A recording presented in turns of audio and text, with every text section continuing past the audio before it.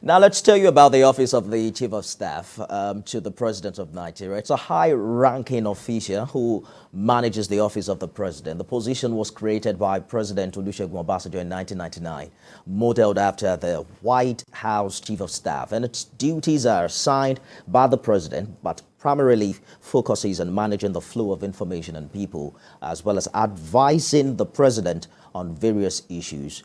And through those roles, the position is considered to wield considerable influence. Legal practitioner Jiti Ogunye joins me now on the program.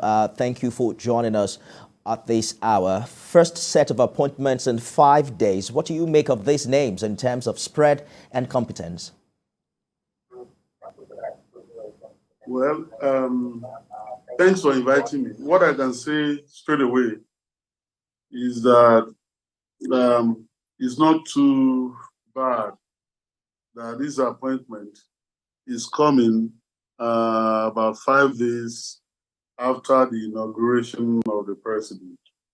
Some people had expected that, given the campaign promise repeated many times, that the president will hit the ground running, that the appointment will have come immediately after the inauguration. But again, the first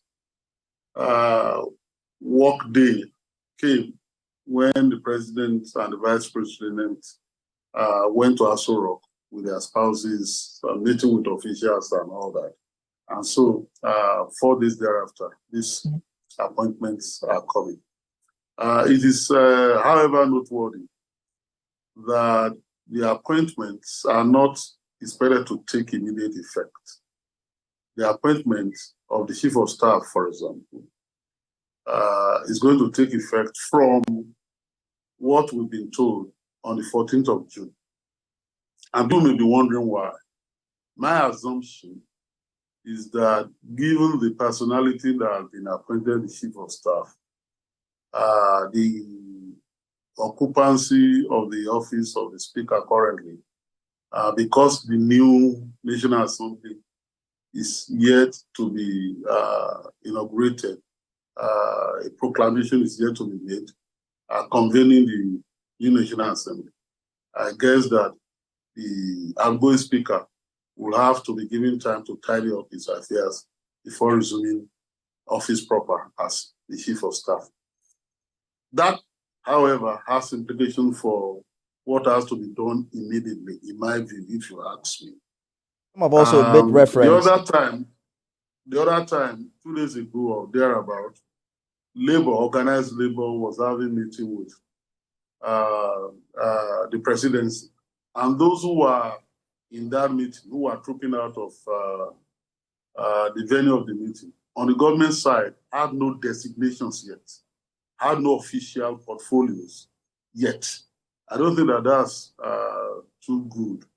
The earlier we had these offices occupied, at least the immediate staff of the president, not the ministerialists, I think the better for the business of our government. Absolutely. Now, generally, let me then answer your question directly.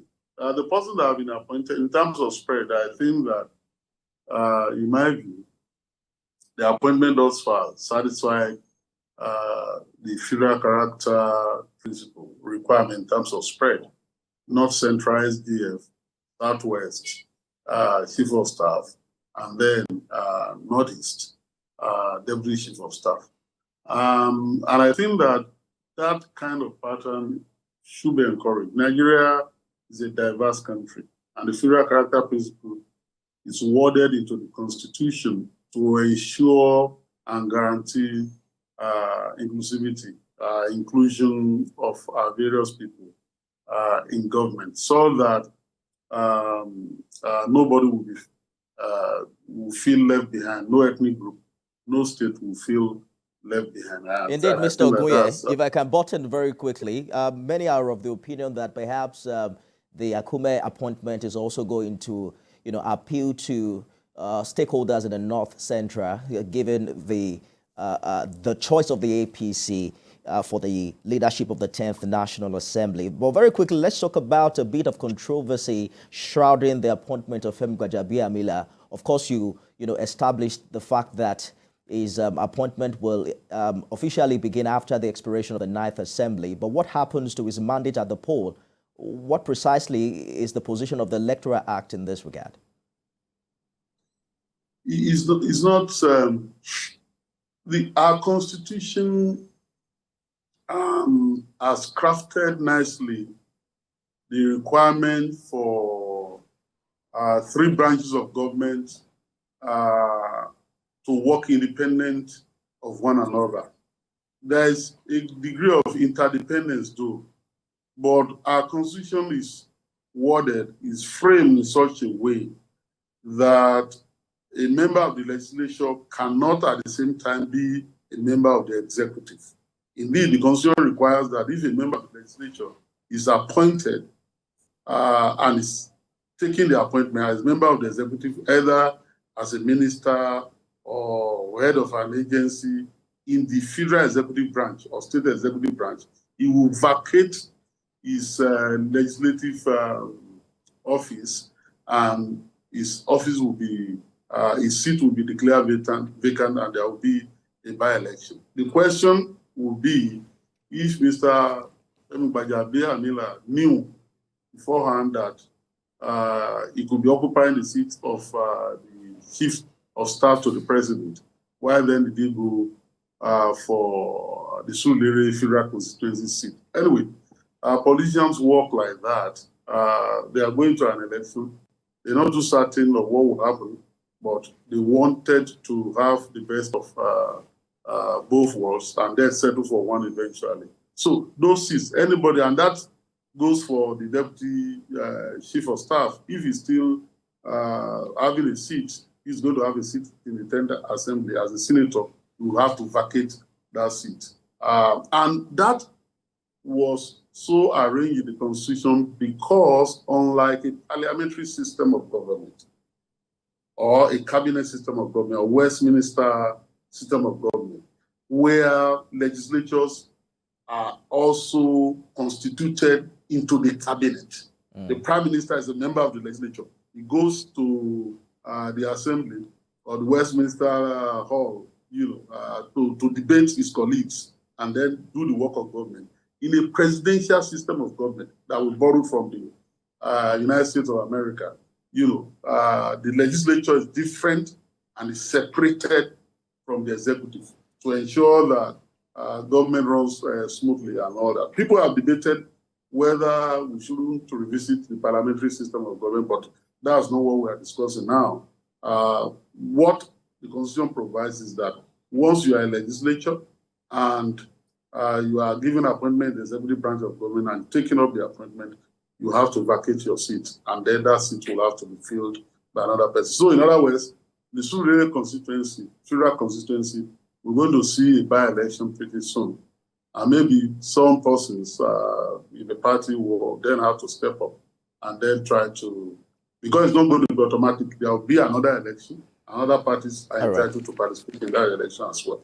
So we expect that seat to be thrown open, and then, the parties will return to the polls to decide who takes its place. Very quickly, before we let you go, let's talk about the office of the Chief of Staff. Some say it was modeled after the White House Chief of Staff by former President Obasanjo in 1999. But talk to us about the legal and political powers that the person occupying the seat wields in the Nigerian presidential system. Now, quickly. First, that office is not a creation of the Constitution. We have the Office of Secretary to the State Government and Secretary to the Government of Federation. Those offices are established by the Constitution, but the Office of the Chief of Staff is also established. Historically in Nigeria, 2 persons started the culture of having chief of staff appointed. It's not only the president that started it. The current president, it was not only Chief Olusegun Obasanjo that started in 1999. The current president started it also in Lagos.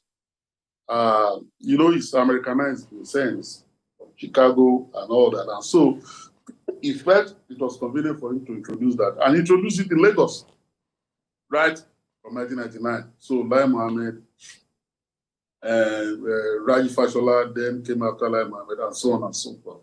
So in the Nigerian context, depending on the agility, knowledge, political disposition, and tolerance of the person occupying the position of the president, the office of the chief of staff has become so important in certain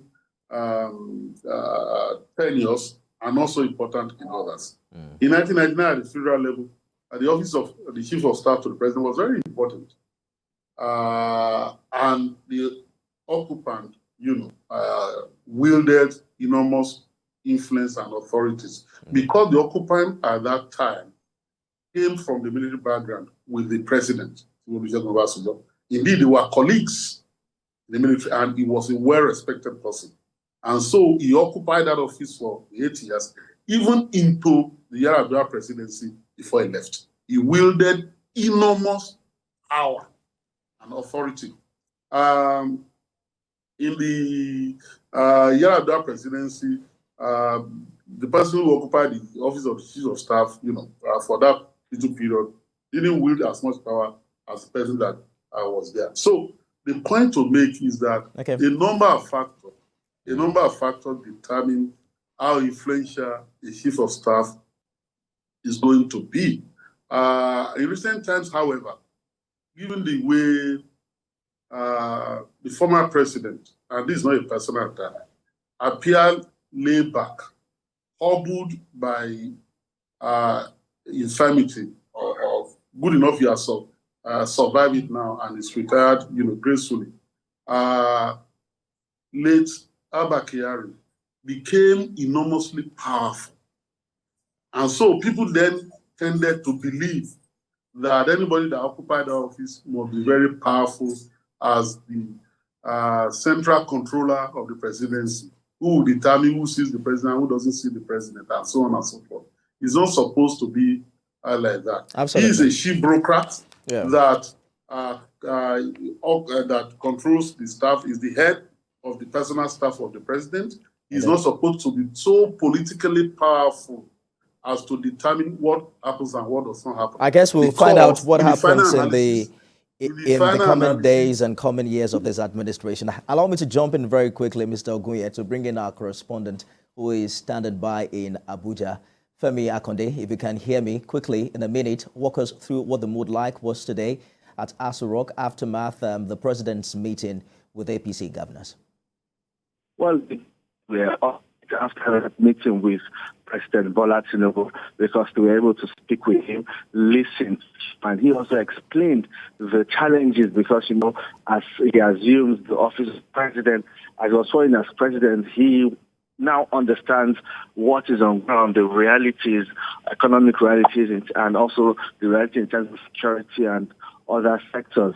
He explained all of that to the governors, asking them to join hands and support his administration, promising to run an open door policy. But most importantly, he said that the minimum wage will have to be reviewed because he understands the challenges and difficulties Nigerians are facing presently, and has also been worsened with the petrol crisis that is prevalent in the country. He talked about also growing the country's revenue. He would need the support of subnational governments. He would also need them to buy into his own idea of reviewing the national minimum wage, because it's one thing for the federal government to put a new minimum for